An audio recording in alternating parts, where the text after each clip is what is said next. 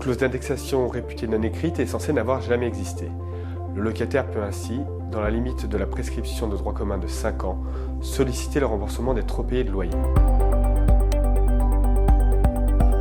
Un arrêt de la Cour de cassation rendu le 23 janvier 2025 a précisé que le montant du trop perçu de loyer doit être calculé sur la base du montant du loyer qui aurait dû être payé à défaut d'application d'une telle clause.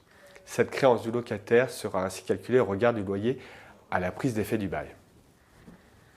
Faisant face à des commandements payés visant la clause résolutoire du bail, ainsi qu'à un congé sans offre de renouvellement, un preneur oppose, parmi d'autres arguments en défense, le caractère non écrit de la clause d'indexation du bail et sollicite le remboursement des loyers trop payés.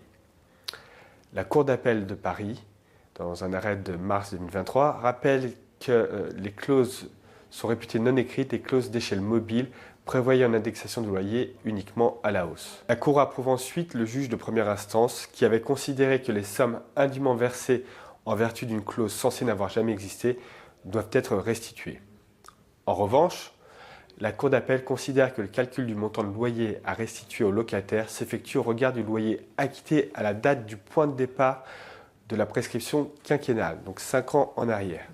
Pour la Cour, ce délai de prescription interdit de prendre en considération le loyer d'origine qui peut être antérieur de quelques années. Le locataire qui considère que la restitution des indexations illicites non prescrites doit nécessairement s'effectuer au regard du loyer initial et non du montant du loyer illicitement indexé se pourvoit en cassation.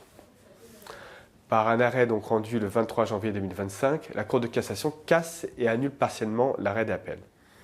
La Cour de cassation rappelle, d'une part, que l'action en répétition de l'indu relève de la prescription quinquennale de droit commun, et d'autre part, que l'action tendant à avoir réputé non écrite une clause du bail commercial n'est pas soumise à prescription.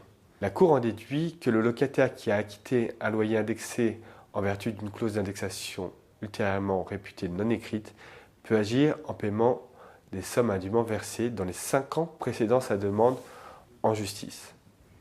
La censure de la Cour d'appel intervient au stade de l'application de ces principes.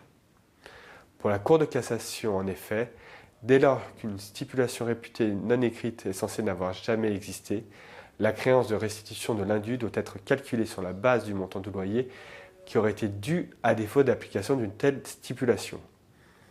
La Cour d'appel ne pouvait donc prendre en compte le loyer acquitté à la date du point de départ de la prescription pour déterminer la créance du locataire.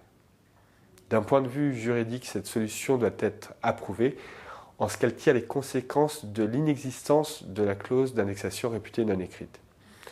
D'un point de vue pratique, les conséquences de cette décision sont importantes et protectrices des locataires.